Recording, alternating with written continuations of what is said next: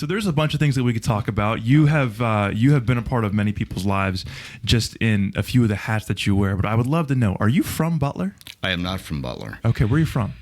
I'm originally from Valparaiso, Indiana. Born and raised in Valparaiso, Indiana. Okay, how'd you end up here? Well, I ended up here because I got transferred here. I think it was 1985. So my wife and I and my two daughters, we lived in Buffalo, New York, because I got transferred there. Nice. Because of the job that I was involved in at the time, which was retail. So I was I started out as an assistant manager for a discount chain. Cool. And when I had that job, I met a guy who took care of our record department. And I've always been into music. So I approached him and said, hey, that looks like a pretty cool job you have. Yeah. How do I get in it? So he set me up with an interview in Chicago. I went there, got the job, and got transferred around a lot. And with that job, I got moved to Butler. I worked my way up from a salesperson to a regional sales manager. And so when I moved to Butler, I covered, it's been so long.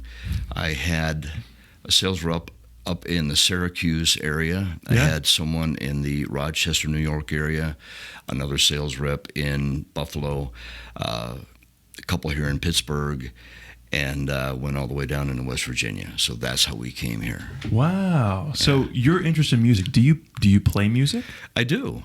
What do you play? I play guitar. Cool. And I'm not an aficionado by any stretch, but me and three other guys have a little band, and we call ourselves Gray because of this, and we're all of that hair color. We don't play out. We get together on Friday nights when I'm not DJing a wedding. Yeah. But we get together on Friday nights and play stuff that we just like. And That's awesome. I'm the guy that picks, I guess, 98% of the music. Okay. If you will. Do you sing too? You have quite the voice. I do sing. I'm the singer. That's awesome, man. And the other guys harmonize. Do an awful lot of Tom Petty because that's who I like. Yeah, man, that's awesome. That's who I like a lot. Yeah, I'm sure though that's got to be a cool hobby for you, just to be able to hang out with your buddies and jam. Though, I mean, that has to be fun, right? It is. I mean, this is a Friday, and I look forward to Friday nights. Yeah. We get together at 6 o'clock. We go till about, I don't know, maybe 10:30 because by then we're tired. Yeah. And are you in someone's house, or is this a garage band by any means, or it's a basement band? Okay, that's cool. We're at my house down in my basement, which is finished. We've got kind of a I wouldn't call it a studio, but we've got a portion of my basement that is strictly our stuff with monitors and all that stuff. So we have a good time. Yeah. And I try to bring at least one song and typically 2 or 3 new songs every time we get together. For you guys to actually play? Yeah. Really? Yeah. And you can, okay, listen, I am not a musician, so that's extremely impressive to me. And you guys can just pick up a new song and for the most part make it happen? Yeah, That's we awesome. run through it 3, 4, 5 times and kind of work out the little niches. We've got a guy who does mandolin. We've got that same guy who's the most talented of all of us does mandolin. He does slide. Yeah. And he harmonizes with That's me, cool. So. How do you meet people and form a band? What's that relationship like? Are these buddies just from back in the day that you're just like, hey, you play, I play, let's start playing together? That's an interesting question, and I'm glad you asked. Yeah. So, one guy that plays in the band, his name is Doug. I've known ever since we moved to Butler, which was, like I said, 85, 86. My wife met him because. And his wife, because his oldest daughter was the same age as my oldest daughter, and his youngest daughter was the same age as my youngest daughter. Okay. So we became friends with them, and years went by, and they needed a singer for the band that they had. So they invited me over, and that was that. Well, we all kind of, you know how things go. You get busy with families, and kids have sports, and girls have cheerleading and what have you. That went to the wayside. Well, then I actually gave up playing guitar for a long time. And then I bought my first Taylor guitar and fell in love with that. And since then, I'm kind of getting off the subject, but I'm going to get back to your question. Do your thing. I kept buying Taylor guitars, much to the dismay of my wife. But I ended up with maybe 9 of them. And recently I've sold 3.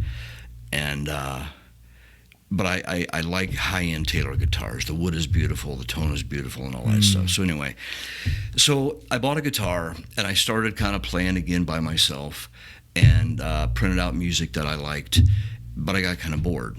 So I thought, I'm going to call Doug. And I called Doug, and I said, hey, you still have your bass? He said, yeah, I still have my bass. I said, you want to come over and let's give it a shot, just for fun? He said, yeah. So it was just me and him. Yeah. Well, then we put a dining room table and chairs and buffet and whatever you call them up for sale on Facebook flea market. Sure. A couple comes over and looks at it. The husband of the couple sees a Taylor guitar in a stand in my living room and said, oh, you got a Taylor? I do too. I said, huh. So I said, I've got a guy that I play bass with. Why don't you come over? He did. That's the guy who plays slide and mandolin, Jim. So now we've got 3 of us, me, Doug, and Jim. And as fate would have it, through DJ Trivia, which is another thing that I do. We'll get into it. I'm pumped to talk about that. But yeah. As fate would have it, I met another guy, Rob, who plays guitar. And I worked on him for, I'll bet 6 months. Come on over, just give it a try, come on over. And finally he did. And now there's the 4 of us. So that's what we do on Friday nights. That's sweet, man. Yeah. That's so cool. And again, it seems like you just really enjoy that time. I enjoy it a lot. That's awesome. For sure. So just out of curiosity, you said, you gave a couple reasons why Taylor guitar is your thing. What is it that is different from other guitars that you play? Because so someone that is not, I don't understand that well, I would love to learn a little bit about that. Why Taylor guitar compared to whatever you were playing? I don't know if you want to name that name, but whatever you were playing. Why Taylor? Well, the Taylor guitar is the first acoustic electric guitar that I ever owned. Well, I take that back. My first one was a Yamaha, but that was a long, long time ago. So the cool thing about Taylor guitars is Andy Powers and Bob Taylor, who run the company, make a product that it doesn't matter if it's a certain model of a guitar. If it's a 714 CE and you buy it from a music store in New York or Alabama or here, it's going to sound exactly the same, which I think is good. On the other hand, there are other brands out there that if you buy it here, it may sound a little too bassy. If you buy it there, it may sound a little too tinny. Okay. So you know exactly what you're getting with a Taylor. Yeah. Number one. And number two, in my opinion, the way Taylor puts their, this sounds like a Taylor commercial, but the way they build their guitars and the woods that they use, they are a beautiful thing to look at.